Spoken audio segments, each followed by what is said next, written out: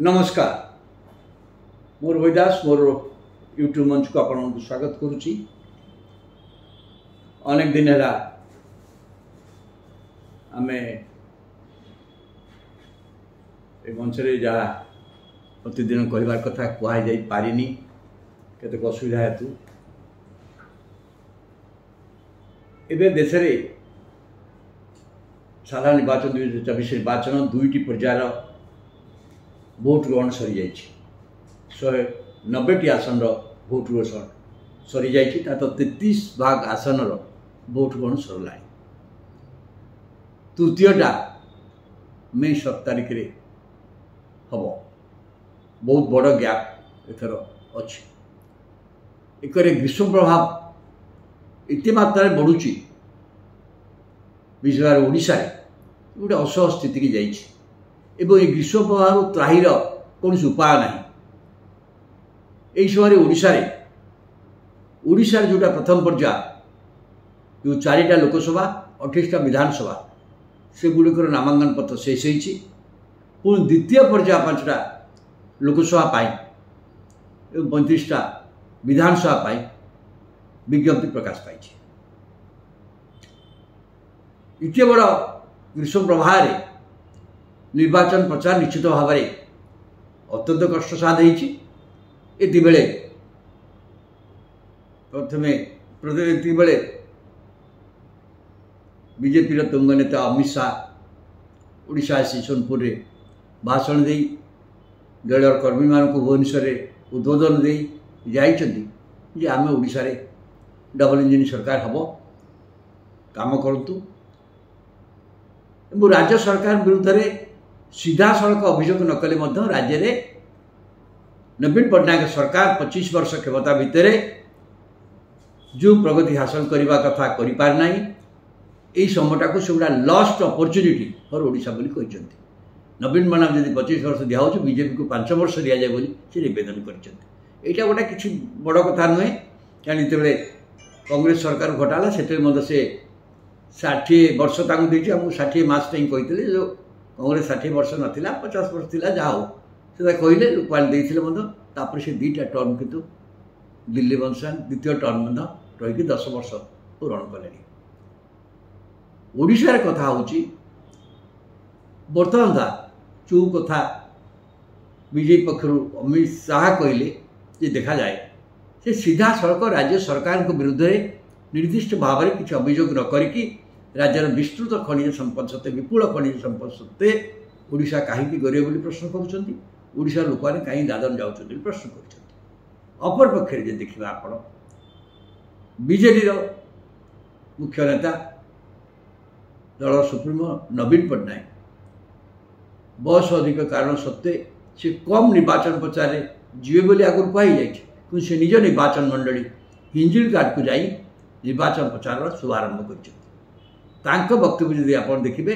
ओडिशा रे सरकार रे राज्य में विकास होउची को क्षेत्र में विकास हो निर्दिष्ट तालिकाबद्ध देते दर्शाई लोक मान निकट में रूपांतरीकरण कथा कहते विशेष भाव शिक्षा स्वास्थ्य विशेष विजु स्वास्थ्य कार्ड बा नवीन स्वास्थ्य कार्ड समस्त की 90 भाग परिवार को स्वास्थ्य सुविधा मिलूँ पुरुष मान 5 लाख महिला मान 10 लाख पर्यंत स्वास्थ्य सुविधा मिलूँ हॉस्पिटल गुड़िक रूपांतरित होती मेडिकल कॉलेज सृष्टि स्कूल गुड़िक हाई स्कूल गुड़िक रूपांतरित होती स्मार्ट क्लास व्यवस्था एपरिक राज्य कृषक मान कृषक मान को बिना सुध ऋण दिखाई स्वतंत्र बजेट कराई कालिया योजना सहायता दिखाई एवं सबुठ बड़ कथा है महिला मान सशक्तिकरण दिगरे राज्य सरकार जहाँ कर मिशन शक्ति कथा ता भर महिला उद्योगी सृष्टि है महिला मानकर ये सब कथा कहीकि से कहते यही परंपरा बजाय कि आहरी ओडिशा को विकसित करने आसंता 10 वर्ष भितर 2024 हेले 2034 ये 10 वर्ष ओडिशा युवक मान वर्ष हम दशंधि हम बहुत विनियोग हम लोक मैंने निजुक्ति पाइबे किंतु एक कथा कहला बेले से भूली जाउछंती जे ओडिशा रे समस्त अभिवृद्धि सत्वे खनिज संपद रॉयल्टी एवं आय सत्वे ओडिशा रे बेकारी बढ़ी सारा भारतवर्ष बेकारी बढ़ी यहाँ निश्चित कथा जोटा कि बेकारिता बड़ समस्या भाव में चलित निर्वाचन में नरेंद्र मोदी सरकार विरुद्ध में मंच आज बेकारी और दर वृद्धि ओडिशा बेकारी बढ़ी जो से आंतर्जातिक श्रम संगठन रिपोर्ट अनुसार जो भारतवर्ष में बेकारी अत्यंत उद्वेगजनक पड़ी प्राय देशर 67 भाग लोक 63 भाग युवक शिक्षित युवक मैंने बेकार बोली कहुई ओडिशा से ये हार आहरी अधिक जो 20टी बड़ राज्य भितर ओडिशा बेकारी हार अधिक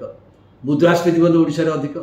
किंतु एक कथा अमित शाह एक कथा कहला बेले भूली गले यांकर पश्चिम शासन भितर 9 वर्ष भी बीजेपी नवीन पट्टनायक सहित शासन थिला एवं गत 5 वर्ष यदि देखा जाए ओडिशार सरकार सबु क्षेत्र में सबु घटना बीजेपी सरकार केंद्र बीजेपी सरकार को समर्थन कर दृष्टि उभयों भितर परस्पर विरुद्ध जो गोटे सरकार आ गए सरकार घटो भोट पाइबापी जो जो घटना गुड़िक जो जो अवहेलार अभियोग करने कथा से दल अभियोग कि क्या विरुद्ध में करूना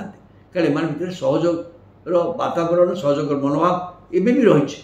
किंतु निर्वाचन लड़ा हो 147 लड़ा हो 20 लोक 21 लोकसभा लिवा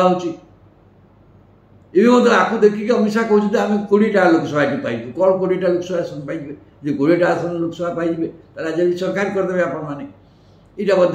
किंतु ये कथा कहला बेले किंतु नवीन पट्टनायक जो से डबल इंजिन सरकार कथा कहते ये डबल शंख देखुं आमको विधानसभा दियो लोकसभा दियो लोकसभा देले आम कथा आम दिल्ली में कहूँ किंतु केंद्र सरकार विषय मोदी सरकार विरुद्ध में एमाने कौन सी कथा कहवा को प्रस्तुत नुहति तेणु लोक भावुं ठीक अच्छी राज्य सरकार पे लोकसभा पे इनको भोट देला बेलू कौ कारण दिज्व कौन यांकर आभिमुख्य जातीय राजनीति विषय में कारण जातीय राजनीति बर्तमान 2 भाग हो जाए आपण मोदी सपक्ष मोदी विरुद्ध में मोदी सपक्ष से गोटे एनडीए अच्छा ये बीजेडी एनडीए ना कि समर्थन करुच्ची बाकी इंडिया मेट कांग्रेस विरोध में भारतवर्ष यहाँ हो जाए यही परिप्रेक्षी देखा आहरी राज्य आहरी क्षतिकारक जदिव राज्य शेष 4टी पर्यायर ओडिशा निर्वाचन होउची भोट ग्रहण हम किंतु बर्तमान जो प्रथम 2टा पर्याय निर्वाचन जातीय स्तर में सरी 190टी आसन जो भोट हार यथेष्ट कमी जाए 2टी कारण गोटे हूँ ग्रीष्म प्रभाव द्वितीयटी हूँ जे ये निर्वाचन कौन बड़ लोक मन को आकृष्ट कला वाला विषय ना ये 4 सीट पार जो कहते मोदी ग्यारंटी कथा कहते यहाँ यथेष्ट जन समर्थन सृष्टि कर जो भोट होती तो समस्ते कल्पना करुँचे एनडीए बा बीजेपी अनेक परिवार क्षतिग्रस्त हो 2019 तुलन यथेष्ट क्षतिग्रस्त होगा जाऊँगी 400 सीट पार दूसरा कथा भिन्न कथा एमाने पूर्ण संख्या हासिल कर सरकार करें कि नहीं ता निमंत्रण सन्देह सृष्टि है विशेष भाव उत्तर भारत राज्य मानक जोटा कि यूपी बिहार एवं महाराष्ट्र एवं दक्षिण में कर्नाटक एठी परिस्थिति देखिए अनेक भावुंट पूर्ण संख्या सरकार करने कष्टकर हम किंतु ओडिशा रे कौन ओडिशा रे कांग्रेस ठिकाना भाव परिचालन होगा फल ओडिशा रे बीजेपी भितर लड़े होगी लगुच जदि मान परस्पर विरुद्ध में किसी वक्तव्य ना कहले चले तेणु लोकाल इश्यू स्थानीय समस्या उपर अनेक जगह निर्वाचन हम बीजेडी अत्यंत डिसेंशन चारिआड़ को व्यापी बीजेडी डिसेंशन जार असुखिया से बीजेपी की चलीगला प्रार्थी होगा जहाँ बीजेपी असुखिया से बीजेपी चले यही जो पाला चली ओडिशा रे तेणु ओडिशा जो निर्वाचन हम सी मुख्यतः स्थानीय समस्या पर स्थानीय समस्या क्यों दल केते मैनेजमेंट कर स्थानीय समस्या तापर निर्वाचन फलाफल हम जदिओ नवीन पट्टनायक भावमूर्ति बा नवीन पट्टनायक जो नेतृत्व जो प्रतिष्ठा ता अन्य कौन दल पाखे ना ता सत्वे ओडिशा निर्वाचन बहुत यही दृष्टि लोकाल दृष्टि बहुत सरगरम हवा प्रत्येक आसन में बेस रोमांचकर लड़े हम तार सूचना मिलला। जय।